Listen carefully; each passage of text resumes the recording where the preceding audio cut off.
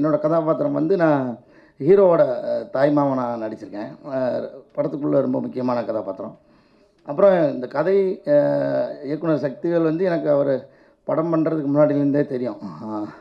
ஒரு படம் வந்து ஆக்சுவலாக டிஸ்ட்ரிபியூஷனுக்கு ஒர்க் பண்ணியிருந்தார். அப்போது இருந்து எனக்கு அவர் தெரியும். அதனால் எல்லா படத்துலையுமே கூப்பிடுவார். பயணிகள் கவனிக்கும்லேயும் ஒரு ஒரு ரோல் கூப்பிட்டுருந்தார். அப்போது வந்து சூழ்நிலையினால் அதை பண்ண முடியல. இதில் வந்து முக்கியமான ஒரு ரோல் அவரோட ஒர்க் பண்ணதில் எனக்கு ரொம்ப மகிழ்ச்சி. நல்ல படத்தை தாண்டி ரொம்ப என்டர்டெயினாக இருக்கும். நான் அதுதான் குணா கிட்ட சொல்லுவேன். குணா நல்ல படம் ஓகே பார்த்துட்டு அவங்களுக்குள்ளே பேசிட்டு போயிடுவாங்க. என்டர்டெயின் படம் மட்டும்தான் அடுத்தவங்க கிட்ட சொல்லுவாங்க. ஸோ இந்த படத்தை நான் எல்லாத்துலேயும் சொல்கிறேன். ஏன்னா ரொம்ப எங்கேஜாக ரொம்ப சுவாரஸ்யமான ஒரு படமாக இருந்தது. அதே மாதிரி சக்திவேல் ப்ரோ சொன்ன மாதிரி அம்மா கேரக்டர் எனக்கு ரொம்ப எல்லா கேரக்டரும் நல்லா பண்ணியிருந்தாங்க. எனக்கு அவங்க கேரக்டரோட ஸ்க்ரீன் ப்ரெசன்ஸாக இருக்கட்டும் எனக்கு ரொம்ப இந்த படம் பார்க்கும்போது எனக்கு ஒரு நான் குணா கிட்ட கேட்டேன், அந்த அம்மா ரொம்ப சூப்பராக பண்ணியிருக்காங்க குணா அப்படின்னு சொன்னேன். ஸோ மேம் வாழ்த்துக்கள். இது எல்லாருமே நிறைய பண்ணியிருக்காங்க. அவங்களுக்கு என் வாழ்த்துக்கள் தேவைப்படாது. உங்களுக்கு நான் ஃபஸ்ட் டைம் பார்க்க நான் சொல்கிறேன். இந்த படத்தில் செம்பன் வினோத் அவர்களுக்கு மனைவியாக நடிச்சிருக்கேன். தீக்ஷான்னு ஒரு சின்ன குழந்தை எனக்கு மகளாக நடிச்சிருக்காங்க. அவங்களும் ரொம்ப ஒரு சிறந்த பெர்ஃபார்மன்ஸ் பண்ணியிருக்காங்க. இசை அஜீஷ். நான் அந்த எல்லா பாடல்களும் திரும்ப கேட்டிருக்கேன். காளியம்மா சாங்கும் புலியாறு சாங்கும் எனக்கு வந்து ரொம்ப ஃபேவரட். அண்ட் பிஜிஎம் ஆல்சோ அந்த படத்தை வந்து அவ்வளோ அழகாக எலிவேட் பண்ணியிருக்கு. ஸோ ரொம்ப நல்ல டெக்னீஷியன்ஸ் இந்த ஃபிலிமில் இருக்காங்க. பாண்டியகுமார் சாரோட சினிமாட்டோகிராஃபி வந்து வேறு லெவலில் இருந்துச்சு. லொக்கேஷன்ஸ் முக்கியமாக, ஏன்னா தமிழ்நாடு கேரளா பார்டர்னும் போது ரொம்ப அற்புதமான லொக்கேஷன்ஸை வந்து கண்டுபிடிச்சி உழைச்சிருக்காங்க. இந்த படத்துக்கு ரொம்ப உழைச்சிருக்காங்க. ஒரு மூவி, ஒரு சினிமானா அது ஒரு க்ரூவோட ஒரு முயற்சி. அந்த க்ரூவோட ஒரு கான்ஃபிடென்ஸ் லெவல் அந்த மூவி பண்ணும்போது அதில் எவ்வளவு அவங்க திறமைப்படுறாங்க, அவங்க எவ்வளவு அந்த சிரமம் அதை மூவிக்காக கொடுக்குறாங்க, அதை பற்றி அதே பேஸ் பண்ணி தான் இருப்பாங்கன்னு நான் நினைக்கிறேன். இந்த மாதிரி கலைஞர்கள் நிறைய பேர் வந்து ரெக்கார்ட் பண்ணுறதுக்கான வாய்ப்பு எனக்கு கிடச்சிது. அதே மாதிரி அலங்கு படத்துலையும் வந்து நிறையா பண்ணியிருக்கோம். ஏன்னா வந்து ஃபாரஸ்ட்டு அப்புறம் வந்து ஏன்னா பார்டர் தமிழ்நாடு கேரளா பார்டர்னு வரும்போது ரொம்ப மெனக்கெட்டு நானும் டைரக்டரும் நிறைய டிஸ்கஸ் பண்ணோம். பேக்ரவுண்ட் ஸ்கோர்னு வரும்போது நிறைய டிஸ்கஸ் பண்ணோம். இங்கே இருக்கும்போது சவுண்ட்ஸ் ஒரு மாதிரி இருக்கணும், கேரளாவுக்கு போனதுக்கப்புறம் சவுண்ட்ஸ் வேறு மாதிரி ஆகணும், அப்புறம் ஒரு ஒரு கேரக்டருக்கு ஒரு தீம் வச்சுருக்கோம். நிறைய லைவ் போகணுங்கிறது என்னோட ஒரு விருப்பமாக இருந்துச்சு. இந்த படத்துக்கு மட்டும் இல்லை, எந்த படத்துக்காக இருந்தாலும் லைவ் இன்ஸ்ட்ருமெண்ட்ஸ் இருக்கணுங்கிறது தான் என்னோட ஒரு விருப்பம். இந்த மாதிரி ஒரு கதை கேட்டேன் அப்படின்னு சொல்லி ஃபோன்லேயே சொல்கிறேன். சொன்ன உடனே அவங்களுக்கும் ரொம்ப பிடிச்சிருச்சு, தம்பி சபரீஷுக்கும் ரொம்ப பிடிச்சிருச்சு. 3 பேரும் டிஸ்கஸ் பண்ணுறோம். எங்களுக்கு தெரியும் இது பெரிய ரிஸ்க்கு அப்படின்ட்டு. ஏன்னா நம்ம தானு சார் கிட்ட தான் நம்ம கற்றுக்கிட்டு வந்திருக்கோம். பட் இருந்தாலும் இந்த மாதிரி ஒரு கதையை எடுக்கிறதுல தான் ஒரு சேலஞ்ச் இருக்குதுன்னு தயாரிப்பாளர்கள் ஃபீல் பண்ணாங்க. எனக்கும் நடிக்கிறதுக்கு இந்த மாதிரி ஒரு புலம்பெயர்ந்த தொழிலாளர்கள் தமிழ்நாட்டிலேருந்து கேரளாவுக்கு போகிறாங்க, அங்கே அவங்க படுற கஷ்டம், இந்த மாதிரி வாழ்க்கையை நான் டே டு டே லைஃப் நான் பார்த்தது கிடையாது. ஸோ இதை வந்து இயக்குனர் சொல்லும்போது எனக்கு அதை ஒரு சேலஞ்சாக எடுத்து பண்ணோம். டெஃபினட்டாக ரொம்ப நல்லா வந்திருக்கு. இது நாங்கள் 3 பேர் மட்டும் யோசித்ததை அடுத்தது டீமாக எல்லோரும் சேர்ந்து இது ஒரு மேஜிக் மாதிரி அமைஞ்சது எல்லாமே. சங்கமித்ரா இந்த ப்ராஜெக்ட் உள்ள வந்தாங்களோ, இந்த அலங்கு படம் வந்து அப்போவே வந்து அடுத்த கட்டத்துக்கு படம் வந்து போயிடுச்சு. எனக்கு ஒரு பெரிய கான்ஃபிடென்ஸு. ஏன்னா நாங்கள் சின்ன வயசுலேருந்தே ஒன்றா எல்லாம் ட்ராமா பண்ணிகிட்ருக்கோம். ரொம்ப பெரிய ஒரு கான்ஃபிடென்ஸு. டீமுக்குமே பெரிய சப்போர்ட்டாக இருந்துச்சு அவங்க கூட வந்தது. ஸ்கிரிப்ட்லேயே வந்து பார்த்தீங்கன்னா வைல்டு அப்படின்னு சொல்லிட்டு அந்த ஸ்கிரிப்ட் எழுதிட்டு வந்திருந்தார். ஐயோ இங்கிலீஷில் வைப்பாங்களா பேரை, நம்ம என்ன சொல்கிறது, நம்ம போய் இப்படி மாற்றுங்க அப்படி மாற்றுங்க நம்ம கேட்கலாம். பட் அது அவங்களோட கதை தானே, நம்ம அதில் பெரிய சேஞ்சஸ் பண்ணக்கூடாதுன்னு. ஆனால் என்கிட்ட அவர் வந்து சொல்கிறார், மேம் நான் வந்து தமிழில் தான் வைப்பேன் இந்த படத்தை, தமிழ் பேர் தான் நான் வைக்கணுன்னே. எங்களுக்கு செம்ம சந்தோஷம் சார், தமிழ் பேர் தான் சார் எங்களுக்கு வேணும், தமிழில் வைங்க. இந்த அப்புறம் வந்து அலங்குன்ற வார்த்தையை வந்து தேடி இன்றைக்கி அது வச்சு இன்றைக்கி எல்லாேருக்கும் ரீச் ஆயிருக்கு. அலங்குனா அது வந்து ஒரு போர் நாய், ராஜராஜ சோழன் காலத்தில் இருந்த ஒரு போர் வார் டாக் அது. ஸோ அதுக்கு நிறைய அர்த்தங்கள் இருக்குது. இன்றைக்கி நாய் அப்படிங்கிறதுனாலே அலங்குன்ற ஒரு அர்த்தம். ஸோ அந்த நேம் வந்து இன்றைக்கி எல்லா இடத்துலையும் ரீச் ஆகிருக்கு. அந்த வார்த்தை இன்றைக்கி எல்லார் மனசுலையும் இருக்குன்றது வந்து எங்களுக்கு ஒரு பெரிய ப்ளஸ் இந்த படம் மூலியமாக.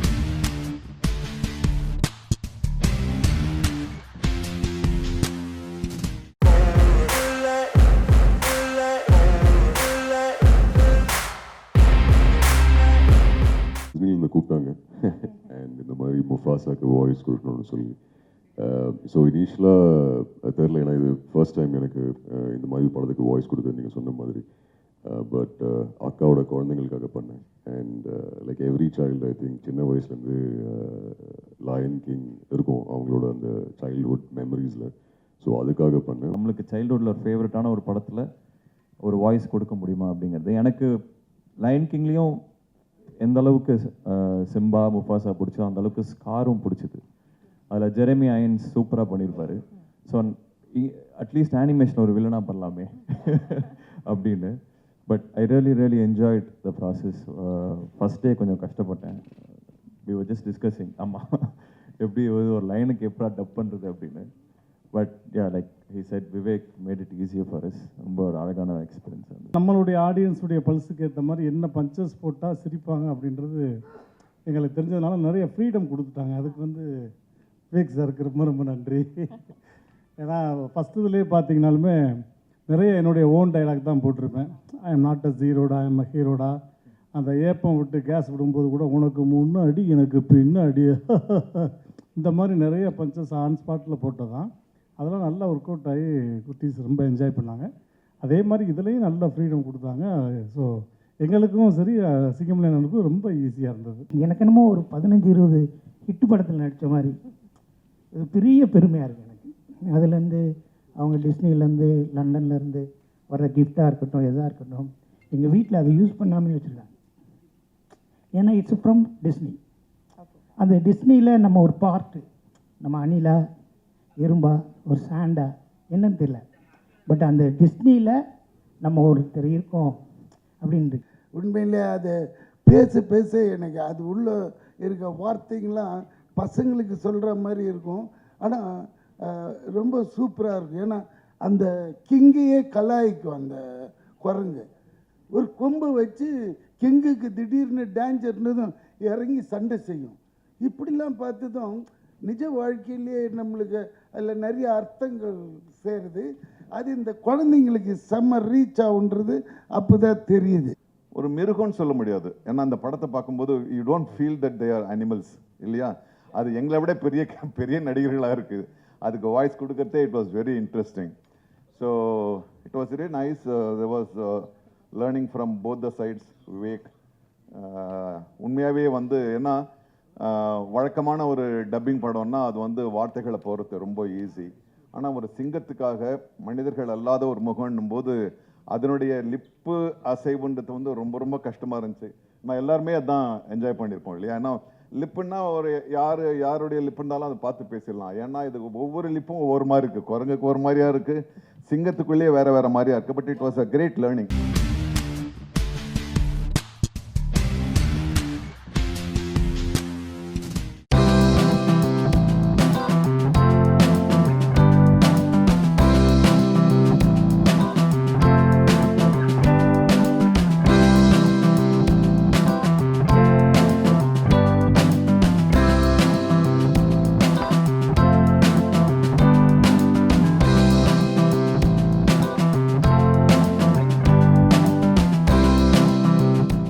ரொம்ப சந்தோஷம் சார் எனக்கு இந்த படத்தில் வாய்ப்பு கொடுத்ததுக்கு.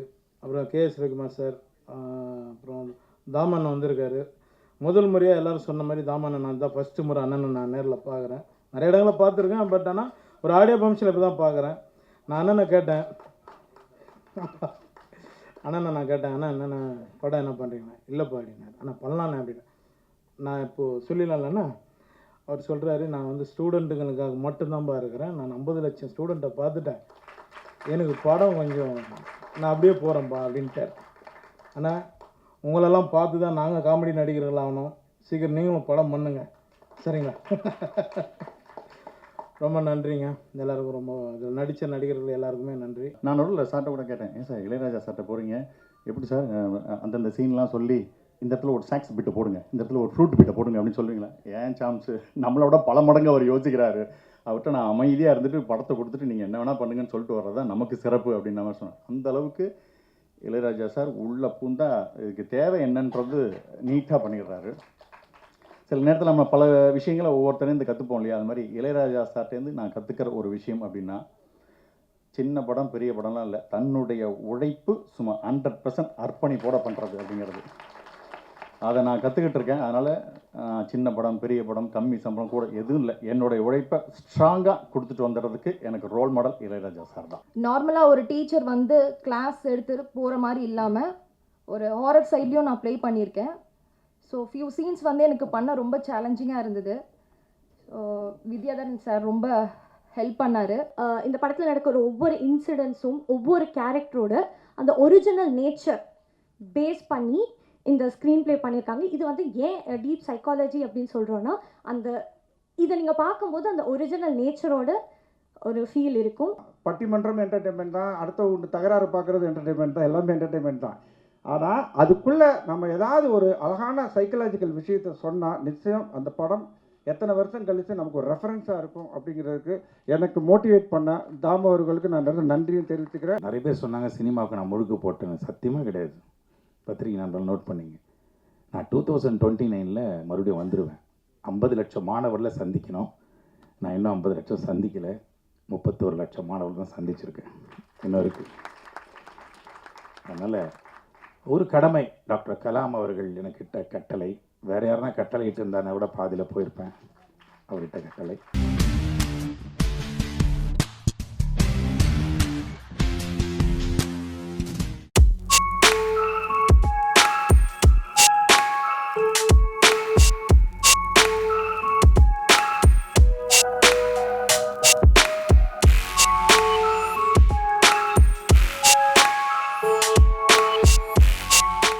இந்த படத்தோட ட்ரெய்லர் பார்த்தேன். ட்ரெய்லர் செம்ம இம்ப்ரெசிவாக இருந்துச்சு. ஒரு மாசமான ஒரு ஸ்கேலில் ஒரு டோட்டலி டிஃப்ரெண்ட் ஒரு ஃப்யூச்சரில் செட் பண்ண மாதிரியான ஒரு படம் வந்து ரொம்ப அழகாக செட் பண்ணியிருந்தார் இந்த படத்தை. அவருக்கும் அவருடைய ஒட்டுமொத்த டீமுக்கும் என்னுடைய வாழ்த்துக்கள் நான் சொல்லிக்கிறேன். உபேந்திரா சார் நான் சின்ன வயசுலேருந்து பார்த்துருக்கேன். Very big fan sir. அப்பாவும் has told a lot about you. So நீங்கள் படம் பண்ணுறது வந்து இட்ஸ் இந்த ட்ரெய்லர் வந்து it's very different.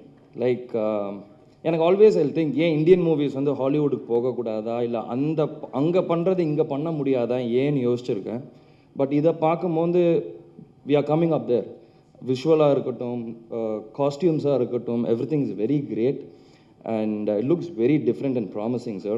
I'm sure in just like 3 days you all will enter the UI world and you will expect the unexpected, because as you all know, Upi sir not only has pan-India fans but pan-world fans, and he stands out from everyone, creates magic in his work, and everybody is excited. And I believe that here also they'll give massive response. நீங்கள் பார்க்கும்போது ஒரு பக்கா commercial படம், ஒரு இன்ட்ரெஸ்டிங்கான ஒரு story அப்படியே இருக்குது. But in different world. அது என்னென்னா த ஹோல் வேர்ல்டே கொண்டு வந்து ஒரு செட்டில் வச்சு பண்ண படம் இது. இங்கே யூரோப்பியன்ஸ் இருக்கிறாங்க, அமெரிக்கன்ஸு, ரஷ்யன்ஸு, ஆப்ரிக்கன்ஸு எல்லாருமே இருக்கிறாங்க, இந்தியன்ஸ் இருக்கிறாங்க. ஹோல் வேர்ல்டு ரெப்ரசன்ட் பண்ண மாதிரி ஒரு இது. அதுக்கு ஒரு லேயர்ஸ் இருக்குது. ஆக்சுவலி நீங்கள் பார்த்த ஒரு ஸ்டோரி, நீங்கள் அதெல்லாம் நான் டீகோட் பண்ணுறதுக்கு எதுக்கு படக்கு போகணும் அப்படி இப்படி நினச்சா அது வேண்டாம். நீங்கள் ஆராம்சே ஒரு படம் பார்க்கலாம்.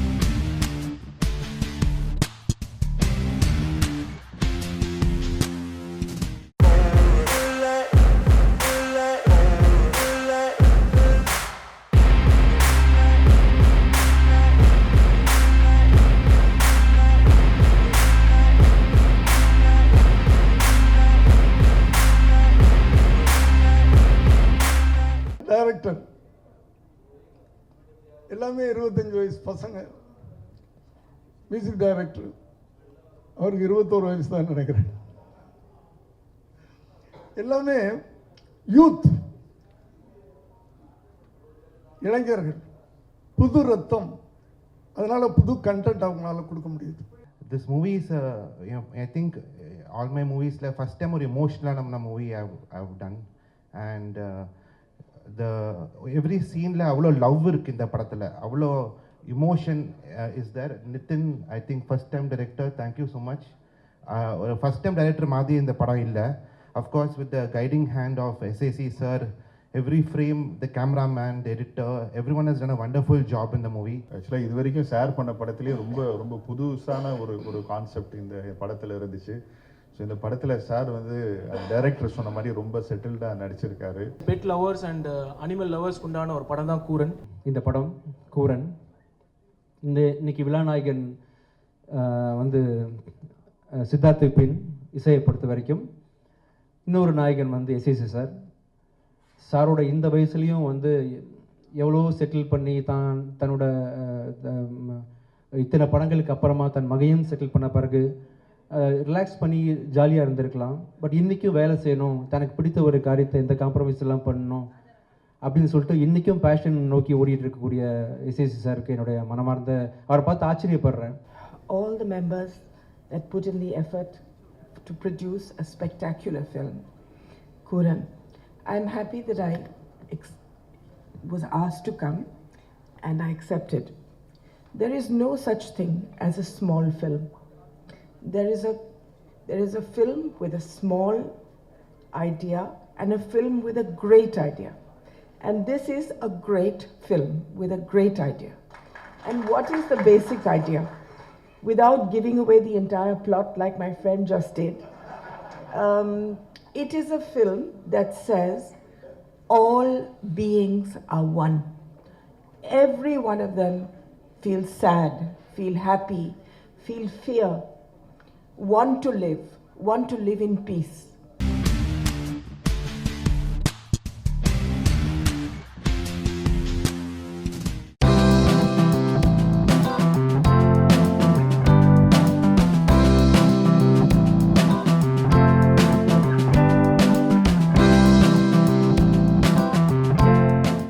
நான் அட்டகாசம் படம் பண்ணும் பொழுது அதில் ரொம்ப ஒரு அந்த தூத்துக்குடி சார்ந்த ஒரு வில்லன் கேரக்டருக்கு வந்து என்ன பேர் வைக்கலாம் அப்படின்னு எனக்கு வந்து இது பண்ணப்போ எனக்கு டக்குன்னு சமுத்திரக்கனி ஞாபகம் வந்தது.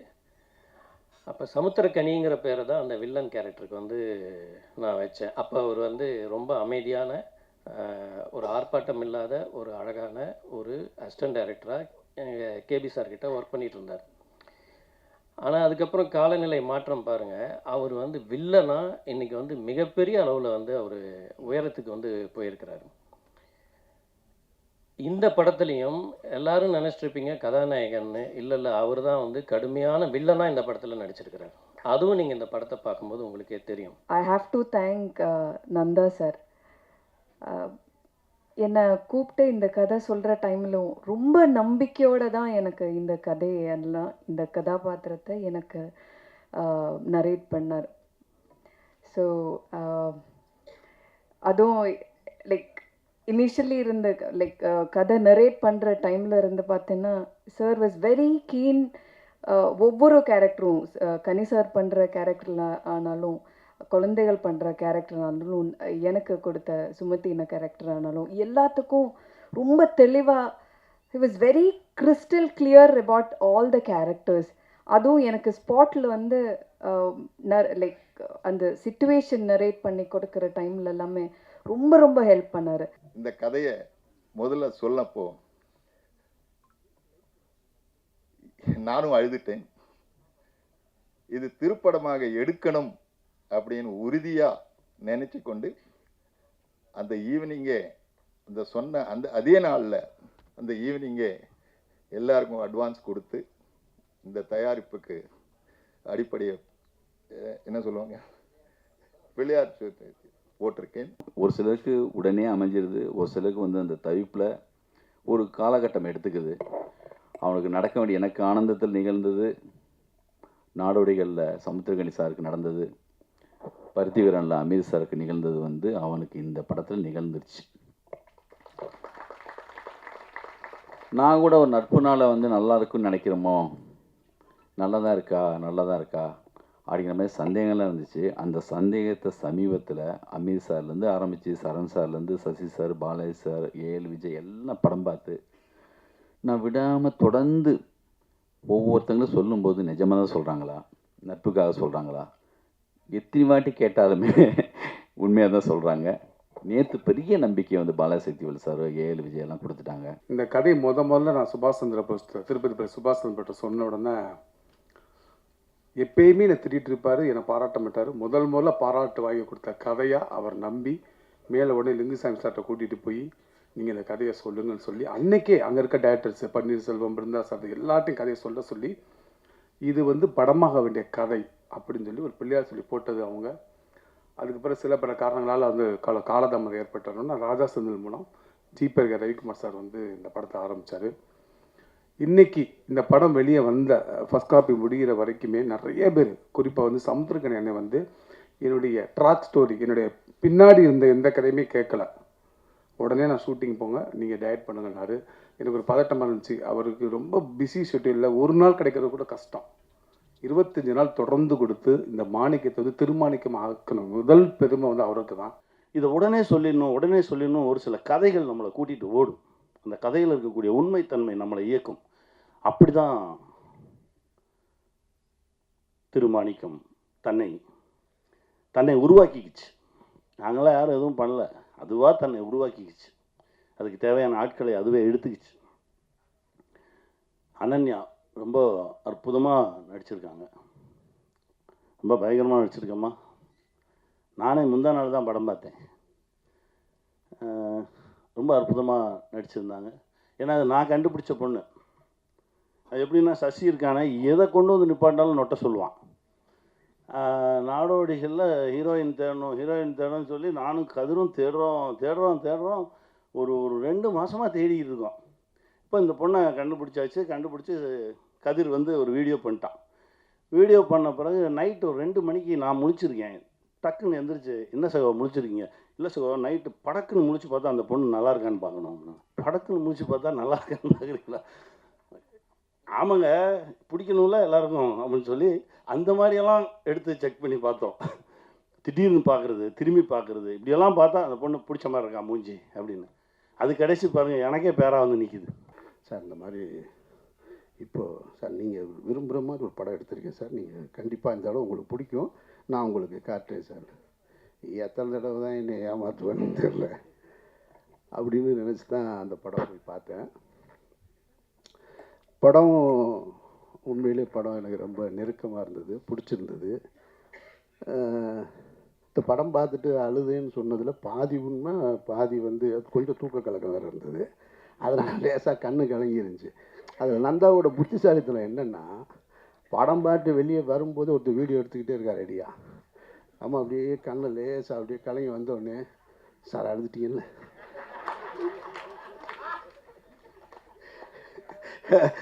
இப்போ அந்த வீடியோ வேறு எடுத்துக்கிட்டு இருக்கான். இல்லைன்னு சொன்னால் என்ன ஆகுது? சார் அழுதுட்டீங்கல்ல, சார் அழுதுருக்கீங்க சார். இல்லை நந்தா சார், தெரியுது சார் அழுதுறீங்க. எப்படியா வலுக்கட்டாக அழுகு விட்டுருவோம் போல. ஆனால் படத்தில் ஒரு காட்சியில் நான் கண் கலங்கிட்டேன். அது இந்த குழந்தை, 2வது குழந்தை ஒரு கட்டத்தில் பேசும். அந்த இடத்துல கண் கலங்கிட்டேன். படமும் இறுதி அந்த இதுவும் வந்து எனக்கு ரொம்ப, மொத்தத்தில் படம் வந்து எனக்கு ரொம்ப நெருக்கமான பிடிச்ச படமாக. இப்படி ஒரு படத்தை எடுக்கணும்னு நான் ஆசைப்பட்டுக்கிட்டு இருந்தேன். நந்தா கரெக்டாக அந்த படத்தை செஞ்சுருக்காரு. அது குடும்பத்தாருக்கு நான் சொல்லுவேன்.